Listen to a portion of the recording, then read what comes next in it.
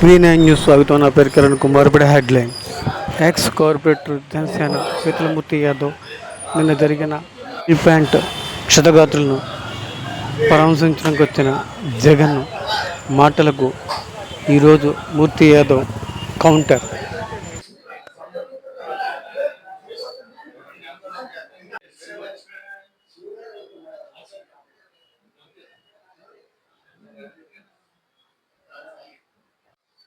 పాత్రికేయుల సమావేశానికి ఇచ్చేసినటువంటి పాత్రికేయ సోదరులు, ఎలక్ట్రానిక్ మీడియా ప్రతినిధులు, కెమెరామెన్ సోదరులు, ఫోటోగ్రాఫర్ సోదరులు అందరికీ కూడా పేరు పేరున హృదయపూర్వకంగా కృతజ్ఞతలు తెలుపుతా ఉన్నాం. ఏదైతే సోమవారం నాడు విశాఖ ఉక్కులో జరిగినటువంటి ఒక ఘటన, ఏదైతే ఉక్కులో జరిగిన ప్రమాదానికి ఉత్తరాంధ్ర ప్రజలే కాదు, రాష్ట్ర ప్రజలే కాదు, యావత్ దేశం ఉన్నటువంటి అందరూ కూడా చాలా బాధపడ్డారు. అనుకోకుండా జరిగినటువంటి ఆ ప్రమాదం ఏదైతే ఉందో, ఆ ప్రమాదంలో చనిపోయినటువంటి కుటుంబాలకు ప్రగాఢ సానుభూతిని ప్రకటించారు. సంఘటన జరిగిన వెంటనే హుటాహుటిన రాష్ట్ర హోంమంత్రి, అలాగే విశాఖ పార్లమెంట్ సభ్యులు, అలాగే అప్పటికప్పుడు సంఘటన విషయాలు తెలుసుకొని కూడా వెంటనే ముఖ్యమంత్రి గారు ఉన్నతాధికారులతో సమీక్ష చేయటం, కేంద్ర ఉక్కు శాఖ మంత్రి గారు స్వయంగా సంఘటన ప్రాంతానికి, బాధిత కుటుంబాలకి, ఆసుపత్రికి వెళ్ళి బాధిత కుటుంబాలకి అండగా భరోసాగా ఉండడం, మరుసటి రోజునాడే రాష్ట్ర ఉప ముఖ్యమంత్రి వర్యులు జనసేన పార్టీ అధినేత పవన్ కళ్యాణ్ గారు, అలాగే మంత్రి నారా లోకేష్ గారు అందరూ కూడా సంఘటనా స్థలాన్ని సందర్శించడమే కాకుండా జరిగినటువంటి తీరుని, కిమ్స్ హాస్పిటల్లో ఉన్నటువంటి ఎవరైతే ప్రమాద బాధితులు ఉన్నారో వాళ్ళని, సెవెన్ హిల్స్ హాస్పిటల్లో ఉన్నటువంటి చిత్రాతుల్ని, అలాగే కేజీహెచ్ లో ఉన్నటువంటి మృతుల కుటుంబాలని మీకు అండగా ఉంటుంది. కేంద్ర రాష్ట్ర ప్రభుత్వాలు జరిగినటువంటి సంఘటన మీద పూర్తి స్థాయిలో త్రిసభ్య కమిటీతో ఒక విచారణ జరిపించి ఇటువంటి ప్రమాదాలు ఉక్కులో తరచూ జరుగుతున్నటువంటి తరుణంలో జరగకుండా దీని మీద ఒక సేఫ్టీ ఆడిట్ నిర్వహించాలని చెప్పి పవన్ కళ్యాణ్ గారు కూడా నిర్ణయం తీసుకొని, ఏ కారణాల వల్ల ఈ సంఘటన జరిగింది, ఇంతమంది ప్రాణాలు బలిగొన్నటువంటి ప్రమాదానికి మళ్ళీ ఇటువంటి పునరావృతం కాకూడదు, వీళ్ళ కుటుంబాలకి మనం అండగా ఉండాలని చెప్పి పార్టీలకు అతీతంగా, రాజకీయాలకు అతీతంగా జరిగినటువంటి సంఘటనకి ప్రభుత్వంలో ఉన్నటువంటి పెద్దల బాధ్యతగా ప్రధాని మోడీ గారు వెంటనే కుటుంబాలకి ఎక్స్గ్రేషియా ప్రకటించడం, అధికారులకి ఆదేశాలు జారీ చేయడం,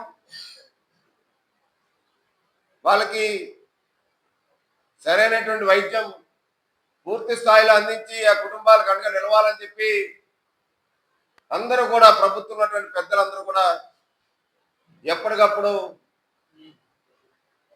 ఆ హాస్పిటల్స్ ఉన్నటువంటి డాక్టర్లకు కానీ, కుటుంబాలకు కానీ అండగా నిలిచి,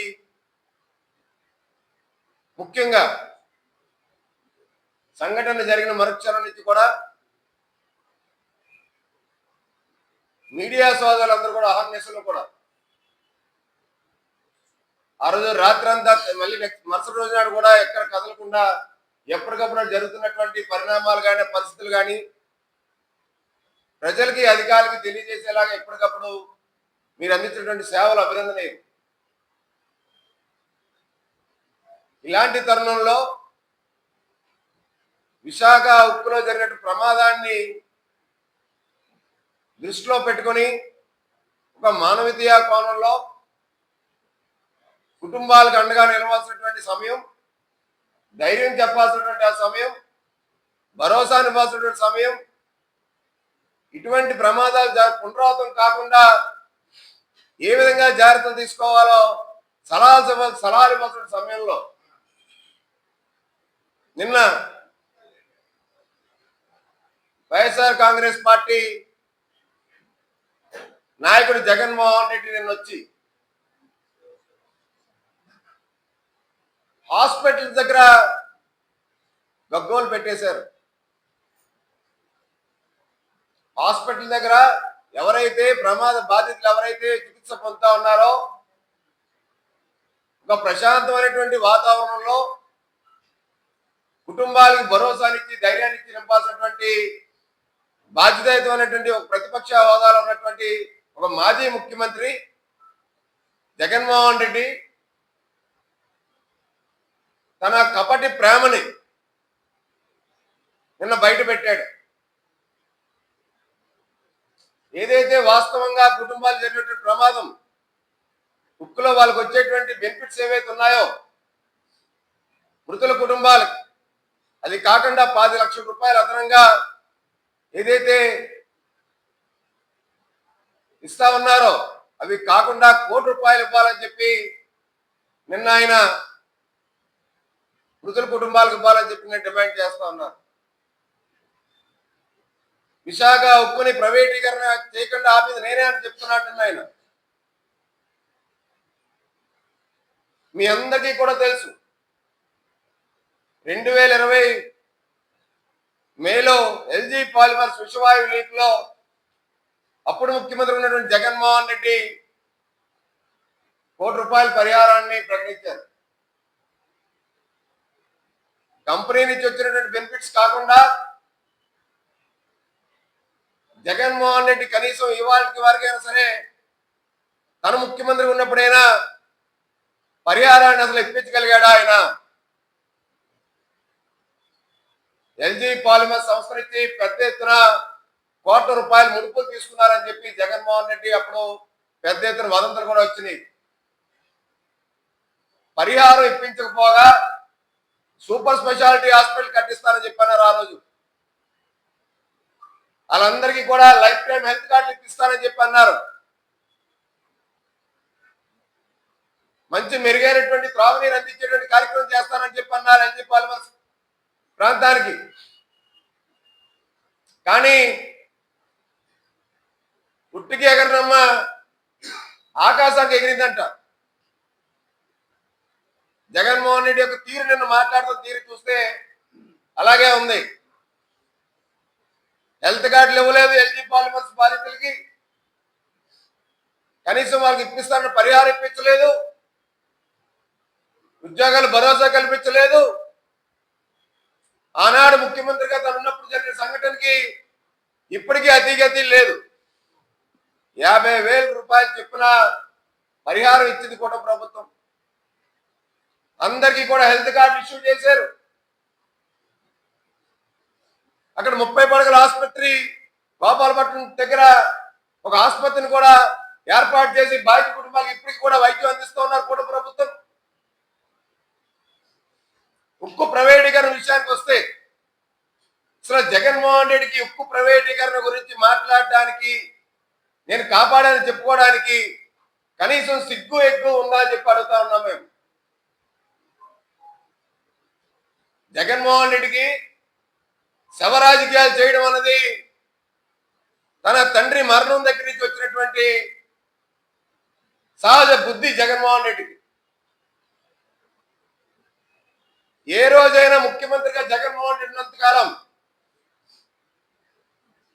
కేంద్ర ప్రభుత్వం ఉక్కు ప్రైవేటీకరణ జరుగుతుంది అని చెప్పి భావించినప్పుడు ఏనాడైనా ఉక్కు కార్మికులు చేస్తున్న దీక్షా శిబిరాన్ని ముఖ్యమంత్రి హోదాలో వెళ్ళి సందర్శించిన సందర్భం ఉందా జగన్మోహన్ రెడ్డి నీకు? ఏ రోజైనా ఆనాడు ముఖ్యమంత్రిగా 5 ఏళ్ల పాటు తాడేపల్లి ప్యాలెస్ లో కనీసం ఉక్కు కార్మిక సంఘాలను పిలిచి మాట్లాడే సందర్భం ఉందా? వాళ్ళకి అపాయింట్మెంట్ ఇచ్చావు నువ్వు? కేవలం ఉక్కు జాయింట్ యాక్షన్ కమిటీ సభ్యుల్ని ఎయిర్పోర్ట్ పిలిపించుకొని మమా అని మాట్లాడి పంపించేసినటువంటి నీచ చరిత్ర జగన్మోహన్ రెడ్డిది. నెల వచ్చేటువంటి ఉక్కు పరిశ్రమకి 90 కోట్ల నుంచి 100 కోట్ల రూపాయలు వచ్చేటువంటి విద్యుత్ బిల్లుని, కరెంటు బిల్లుని కూడా ముక్కుపిండి వసూలు చేసేటువంటి వ్యక్తి జగన్మోహన్ రెడ్డి. కనీసం విజయనగరంలో ఉన్నటువంటి మ్యాంగనీస్ గనుల్ని వాటి యొక్క వ్యాలిడిటీ అయిపోయిందంటే రెన్యూల్ కూడా చేయలేనటువంటి నీచ చరిత్ర కలిగినటువంటి వ్యక్తి జగన్మోహన్ రెడ్డి. ఉక్కు ప్రైవేటీకరణ చేస్తుంటే కేంద్ర ప్రభుత్వాన్ని కానీ ఆనాడు ప్రధానమంత్రి గారి దగ్గర కానీ వెళ్ళి ఉక్కు ప్రైవేటీకరణ కాకూడదని చెప్పి ఏనాడైనా సరే జగన్మోహన్ రెడ్డి అడిగిన సందర్భం ఉందా? ప్యాకేజీని ప్రకటించింది రాష్ట్ర ప్రభుత్వం. కూటమి ప్రభుత్వం వచ్చిన తర్వాత ఎప్పుడూ కూడా ప్రతి నెల 100 కోట్ల రూపాయలు వచ్చేటువంటి విద్యుత్ బిల్లుల్ని కట్టమని కానీ వసూలు చేయాలని కానీ ఏ రోజు ఒత్తిడి తీసుకురాలేదు ఉక్కు పరిశ్రమ మీద. విశాఖ ఉక్కు ఒక స్థాయిలో పూర్తి స్థాయిలో ఉత్పత్తులు తీసుకొచ్చేంత వరకు కూడా, లాభాల బాటలో పడేంత వరకు కూడా విద్యుత్ బకాయిలు కానీ విద్యుత్ బిల్లులు కానీ వసూలు చేయకూడదని చెప్పి ముఖ్యమంత్రి చంద్రబాబు నాయుడు గారు, ఉప ముఖ్యమంత్రి పవన్ కళ్యాణ్ గారు నిర్ణయం తీసుకున్నారు. 2% వాటాని ఆ రోజు జగన్మోహన్ రెడ్డి అమ్మేలేదా?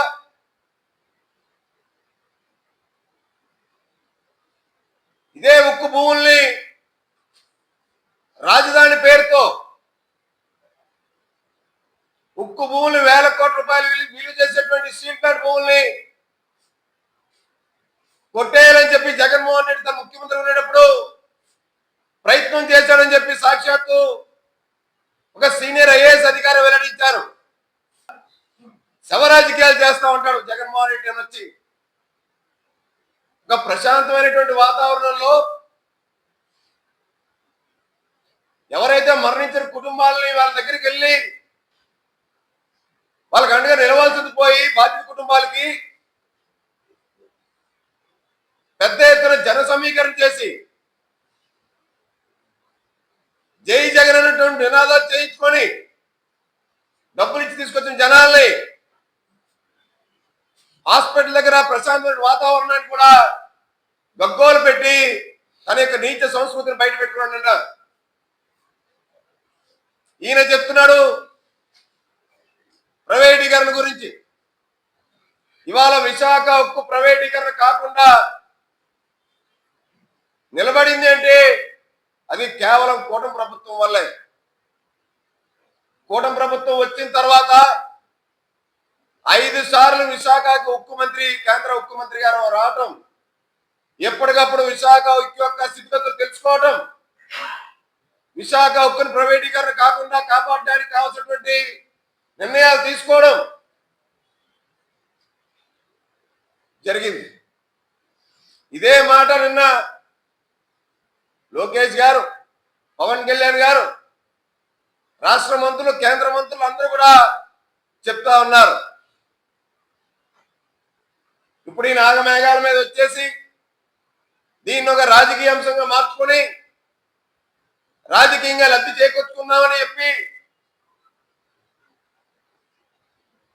కనీసం 5 ఏళ్లుగా ముఖ్యమంత్రిగా ఉన్నప్పుడు జగన్మోహన్ రెడ్డి ఏ రోజు కూడా విశాఖ ఉక్కు గురించి పట్టించుకోలేనటువంటి వ్యక్తి,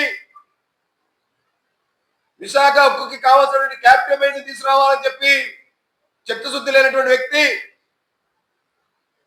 అప్పుడు తన ప్రభుత్వంలో ఇసుక రీచుల్ని విశాఖకు ఇవ్వాల్సినటువంటి ఇసుక రీచ్లు కూడా వాళ్ళ పార్టీ నేతలకు ఇచ్చేసి తగనమ్ముకొని ఇవాళ వచ్చి కళ్ళబొల్లి మాటలు చెప్పి మళ్ళీ నేను అధికారంలోకి రాగానే నేను ఎంత ఇస్తాను అంటాడు. మోసం చేసి ఆ సంఘటనని అడ్డం పెట్టుకుని ₹1,00,00,000 ఆర్జించాడో అదే మాదిరిగా మళ్ళీ ఇప్పుడు కపటి ప్రామని ఇవాళ బదిలిస్తా ఉన్నాడు.